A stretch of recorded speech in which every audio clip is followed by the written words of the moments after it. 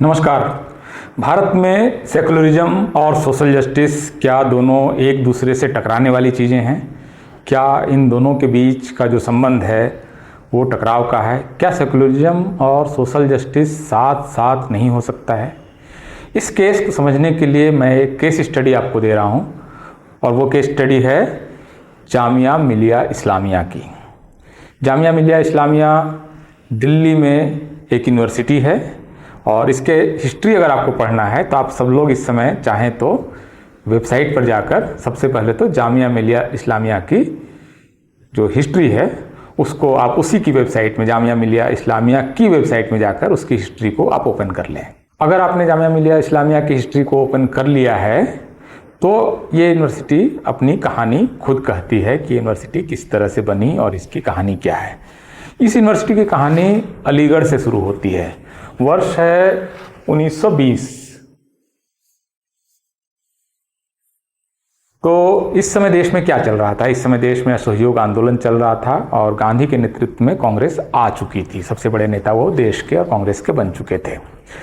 अलीगढ़ मुस्लिम university इससे पहले से अलीगढ़ में चल रही थी और अलीगढ़ मुस्लिम यूनिवर्सिटी सरकार ने, उस समय की ब्रिटिश गवर्नमेंट ने सरकार के एक्ट से बनाया। इसके वजह से अलीगढ़ मुस्लिम यूनिवर्सिटी को लेकर जो कुछ वो चल रहा था वो उसमें सरकार की काफ़ी दखलंदाजी थी और सरकार उसका सिलेबस से लेकर बहुत कुछ वो तय करती थी। तो वहाँ पर यह तय हुआ कि मुसलमान बच्चों की पढ़ाई के लिए, चूँकि सरकारी शिक्षा संस्थानों का बहिष्कार करना है, तो एक शिक्षा संस्थान खोला जाए जो मुसलमान बच्चों के लिए काम करे। यहीं पर 1920 में अलीगढ़ मुस्लिम यूनिवर्सिटी के सामने ही आपको जामिया मिलिया इस्लामिया की स्थापना होती है।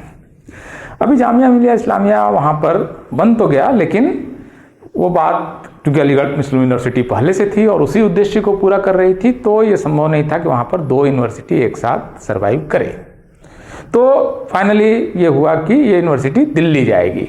तो ये यूनिवर्सिटी 1935 में, 1935 में दिल्ली आ जाती है। करोल बाग में इसका पहला कैंपस खुलता है और प्राइवेट सोसाइटी के तौर पर वो चलती रहती है और उस समय तक वो यूनिवर्सिटी की पूरी शेप नहीं आई है। वो कुछ कॉलेज और ये सब वो चला रहे होते हैं। तो डीम्ड टू यूनिवर्सिटी होने के बाद पहली बार उसको ग्रेजुएट वगैरह की डिग्री देने का अधिकार मिलता है।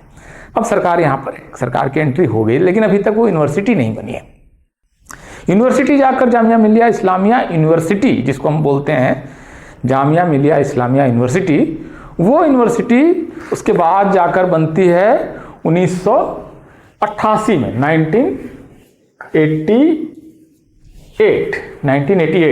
1988। तो 88 में जामिया मिलिया इस्लामिया जो है वो यूनिवर्सिटी बनती है और ये सेंट्रल यूनिवर्सिटी बनती है। इसी समय पहली बार ये तय होता है कि जामिया मिलिया इस्लामिया सोसाइटी, ये जो पूरा तंत्र है स्कूल व कॉलेज वगैरह का, इसको नहीं चलाएगी, अभी यूनिवर्सिटी होगी।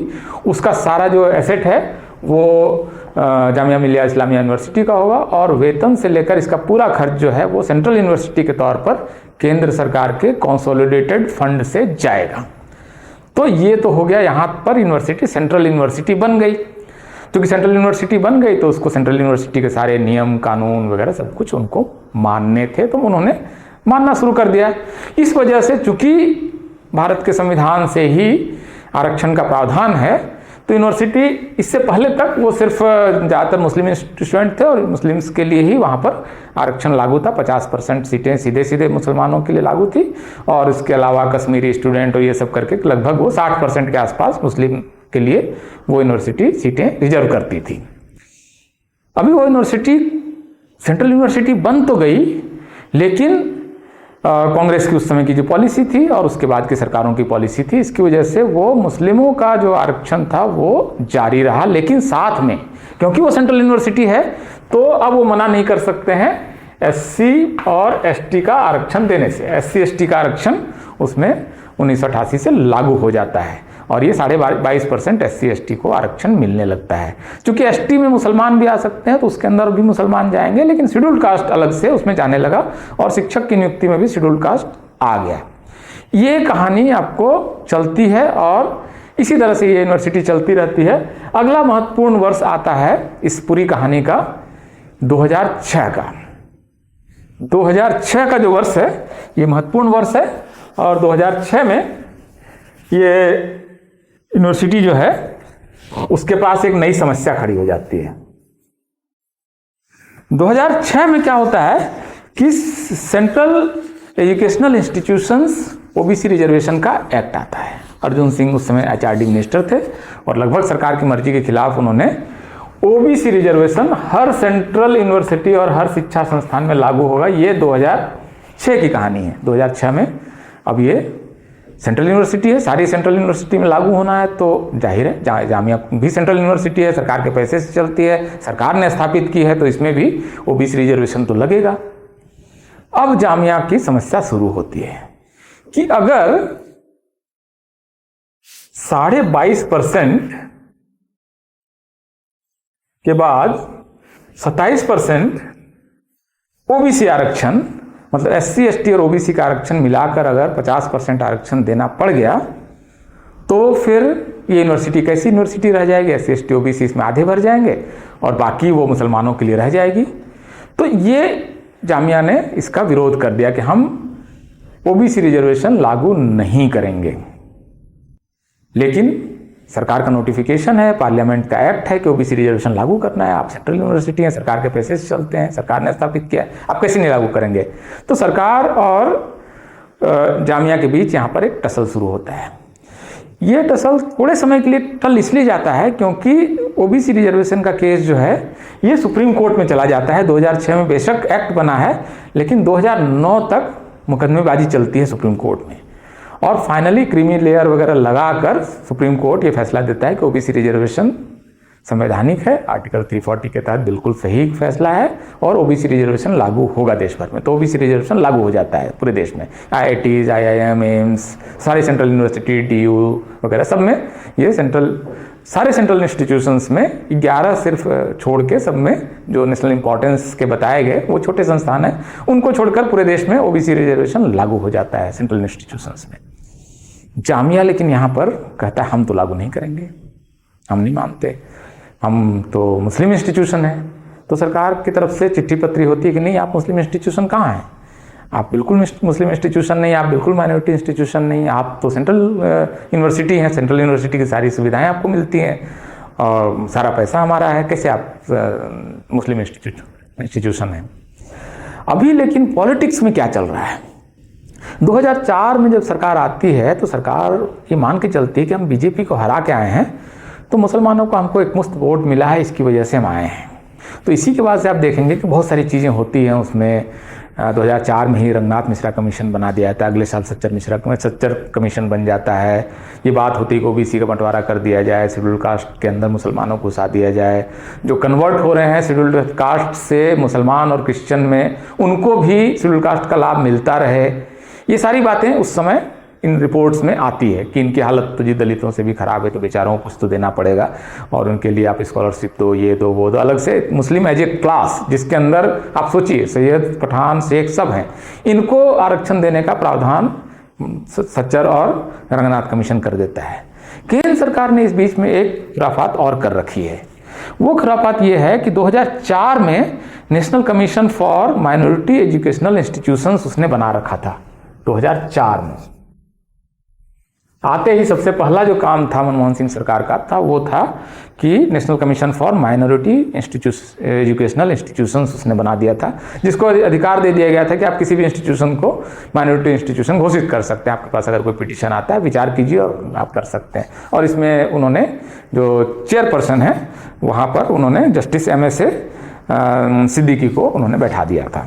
तो अब इसको स्टैट्यूटरी पावर्स हैं, क्वासी जुडिशियल बॉडी है, तो इसको अब जामिया वालों ने एक तरीका निकाला कि ये तो पार्लियामेंट का एक्ट है जिससे कि यूनिवर्सिटी बनी है, पार्लियामेंट का एक्ट बदलवाना तो हंगामा होगा, वहाँ पर तो बहुत सारे लोग ओबीसी वगैरह शेड्यूल कास्ट शेड्यूल ट्राइब तो विरोध कर देगा कि इसको माइनॉरिटी इंस्टीट्यूशन हो रहा है, पार्टियाँ विरोध कर देंगी। तो इन्होंने बाईपास रास्ता निकाला कि हम पार्लियामेंट का जो एक्ट है 1988 का, इसको हम बदलेंगे कैसे? तो हम बदलते हैं, जो हमने नया बॉडी एक बना रखा है उसके जरिए बदलते हैं, national commission for minority educational institutions. तो उन्होंने एक आदेश जारी किया और आदेश में क्या कहा वो मैं आपको पढ़ के सुना रहा हूँ, ये बहुत महत्वपूर्ण है। वो उन्होंने कहा कि we have no hesitation in holding that the Jamia was founded by the Muslims for the benefit of the Muslims and it never lost its identity as a Muslim minority educational institution. तो सिद्दीकी साहब ने फैसला लिखा, और फैसला क्या लिखा कि बेशक ये सेंट्रल यूनिवर्सिटी बन गई है, लेकिन ये मुसलमानों ने बनाई है, मुसलमानों के बेनिफिट के लिए बनी है, और इसका मुस्लिम कैरेक्टर चूंकि कभी ख़त्म नहीं हुआ है, तो for the foregoing reasons we find and hold that the Jamia Millia Islamia is a minority institution covered under Article 30 bracket में 1 of the Constitution read with section 2G of the National Commission for Minority Educational Institution Act। तो उन्होंने दे दिया आदेश कि भाई ठीक है, minority institution है। आप समझ रहे हैं, पार्लियामेंट के एक्ट को एक बहुत मामूली सी बॉडी बदल देती है, जिसके पास इस तरह का पार्लियामेंट के एक्ट को बदलने कोई अधिकार ही नहीं है। ये जामिया, अभी भी जामिया जो है वो 1980 एक्ट के पार्लियामेंट के एक्ट से चल रही है। जामिया एक अजीब स्थिति है, जबकि वो सेंट्रल यूनिवर्सिटी से उसका दर्जा बदल दिया गया, और उसी तारीख से SC/ST का रिजर्वेशन वहाँ ख़त्म हो गया। SC/ST का रिजर्वेशन खत्म होने का भारत में ये पहला उदाहरण है जब किसी संस्थान में SC और ST का रिजर्वेशन खत्म हो गया, क्योंकि OBC तो अभी तक लागू ही नहीं किया था इन्होंने, तो OBC तो कभी लागू ही नहीं हुआ। तो SC/ST का रिजर्वेशन इन्होंने वहाँ से ख़त्म कर दिया, शिक्षक नियुक्ति में भी ख़त्म कर दिया। उस 2011 में एक और दिलचस्प बात हुई, 2011 तक को अगर आप ध्यान से देखें तो 2011 जो है, मतलब जब ये माइनॉरिटी इंस्टीट्यूशन बनता है, वो UPA 2 का कार्यकाल है। UPA 2 अपने आप में बहुत दिलचस्प सरकार है। UPA 1 जो है, इसमें बड़े बड़े टावरिंग पर्सनालिटीज OBCs के सरकार के अंदर थे, बड़े बड़े लोग, मतलब दिग्गज उस समय उसमें हुआ करते थे। लालू जी हुआ करते थे, DM के लोग हुआ करते, OBC के कई मंत्री थे। UPA 2 आते आते कांग्रेस को लग गया कि OBC के बगैर हमारा काम चल गया, अब मुस्लिम हमारे पास एक मुश्त आ गया है, और अब 20% चूंकि आ गया है नॉर्थ इंडिया में, खास करके UP बिहार जैसे राज्यों में, तो हम चला लेंगे, इन्हीं को ठीक से मैनेज कर लो, बाकी हम सरकार खींच लेंगे। तो इन्होंने OBC का पूरी कैबिनेट में सिर्फ एक मंत्री रखा। आखिर में 2014 में अगर आप मनमोहन सिंह के कैबिनेट देखेंगे तो एक मंत्री रह गए थे, मोइली, जो भी बहुत गैर मामूली मंत्रालयों में रहे, और उन्होंने इसको फिर और जो जिस अर्जुन सिंह ने लागू किया था OBC रिजर्वेशन, उसको उन्होंने अगली सरकार में मंत्रालय से बाहर कर दिया। मंत्रालय से बाहर ही नहीं कर दिया, उनके परिवार के किसी सदस्य को संसद का टिकट भी नहीं दिया, और अर्जुन सिंह मंच पर चढ़कर रोए थे इस बात के लिए कि हमारे साथ ये क्या हुआ, क्योंकि OBC रिजर्वेशन लागू किया था, इसलिए उनको दंडित करना था।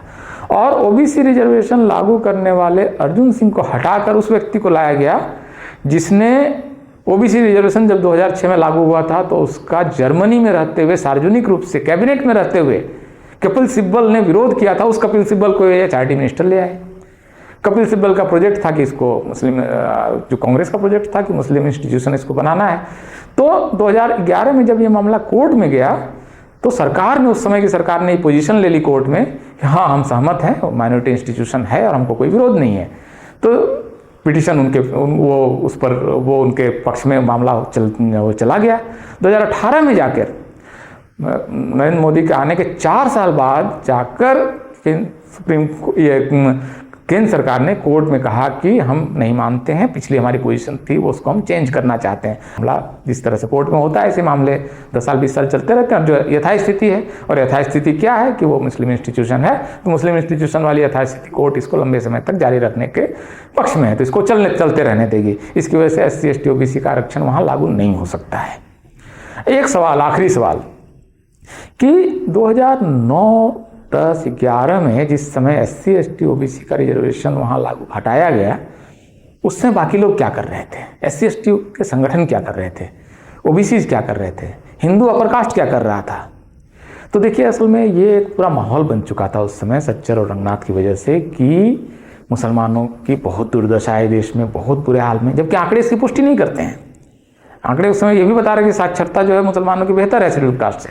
इसके बावजूद एक माहौल बना दिया है कि मुसलमानों की हालत बहुत ख़राब है, बेचारे तो शेड्यूल कास्ट पे की सीट पे लड़ भी नहीं पाते, उनका क्या होना है। मतलब ये जो माहौल बना दिया गया, उस माहौल में जो पूरा प्रोग्रेसिव लोग थे, उन सब ने इसको स्वीकार कर लिया कि ये तो होना ही चाहिए, इनको ये तो दो, कम से कम कुछ तो दोगे ना, तो ये उनको दे दिया गया।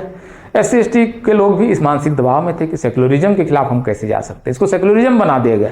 जो तुष्टिकरण था वो सेकुलरिज्म बन गया कि मुसलमानों को आप एक केंद्रीय शिक्षा संस्थान दे रहे हैं बना के, और उसका खर्चा भी आप उठाएंगे, इसको सेकुलरिज्म की परिभाषा मान लिया गया। और सेकुलरिज्म करना है तो उनको SC/ST OBC को तो त्याग करना पड़ेगा, तो इन्होंने त्याग कर दिया। जो हिंदू संगठन थे वो भी चुप रहे। ये एक बड़ी पहेली है।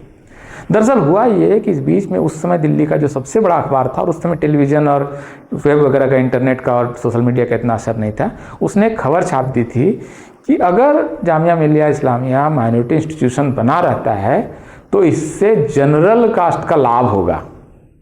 और लाभ कैसे होगा कि भाई 50% मुस्लिम आरक्षण पहले से है, 27% अगर इसमें OBC का लग गया और शेड्यूल्ड कास्ट का भी लग गया, तब तो फिर जनरल के लिए कुछ बचेगा ही नहीं। तो जनरल का लाभ बताया गया इस बात में कि माइनॉरिटी इंस्टीट्यूशन बना रहे, और इस स्वार्थ में हिंदू संगठन भी इस बात के समर्थन में खड़े हो गए कि जामिया मिलिया इस्लामिया को मुस्लिम इंस्टीट्यूशन बनाना है। आप समझ रहे हैं इस पूरा कितना कॉम्प्लेक्स हो गया था वो सिचुएशन। और इस सिचुएशन में जामिया मिलिया इस्लामिया एक माइनॉरिटी इंस्टीट्यूशन बना, आर्टिफिशियल तरीके से संसद के कानून को तोड़कर, और जो शेड्यूल कास्ट का रिजर्वेशन है उसका उल्लंघन हुआ, OBC का रिजर्वेशन कभी लागू ही नहीं हुआ। और जामिया मिलिया इस्लामिया आप जानते हैं कि बाद में चलकर किस तरह से CAA के खिलाफ आंदोलन इन सब का केंद्र बना, जिसमें कि CAA में मुख्य रूप से शेड्यूल कास्ट के जो बंगाली शरणार्थी थे उनको सिर्फ नागरिकता देनी थी, एक आदमी की नागरिकता छीनी जानी नहीं थी। CAA से किसी की नागरिकता छीनी भी नहीं जा सकती है, इसके बावजूद इसका विरोध हुआ। तो ये एक बहुत अजीब सी चीज़ हुई है इस देश में, और इसका जो दंड है वो मुख्य रूप से SC/ST OBC के लोग, अब EWS के लोग भी भुगत रहे हैं, क्योंकि उसको माइनॉरिटी इंस्टीट्यूशन बना कर रखा गया है। EWS भी नहीं लागू होगा, आप करके देख लो, कोशिश कर लो। जामिया ने बाकायदा स्टेटमेंट दिया है, जिस दिन EWS आरक्षण लागू हुआ पार्लियामेंट में, उसके तुरंत बाद जामिया यूनिवर्सिटी ने ये घोषणा की कि हम EWS लागू नहीं करेंगे। और जामिया यूनिवर्सिटी SC/ST और OBC और EWS के खिलाफ केस किसके पैसे से लड़ती है? भारत सरकार के पैसे से लड़ती है, क्योंकि भारत सरकार फंड करती है, तो उसका जो लीगल डिपार्टमेंट है वो भारत सरकार के पैसे से चलता है। तो जामिया भारत के सबसे महंगे वकील को खर्च देती है कि आरक्षण के खिलाफ केस लड़ो, और वो केस का जो पैसा है, उस वकील का जो पैसा है वो भारत सरकार का पैसा है। तो इतना कुछ हो रहा है इस देश में। बहुत बहुत शुक्रिया, धन्यवाद।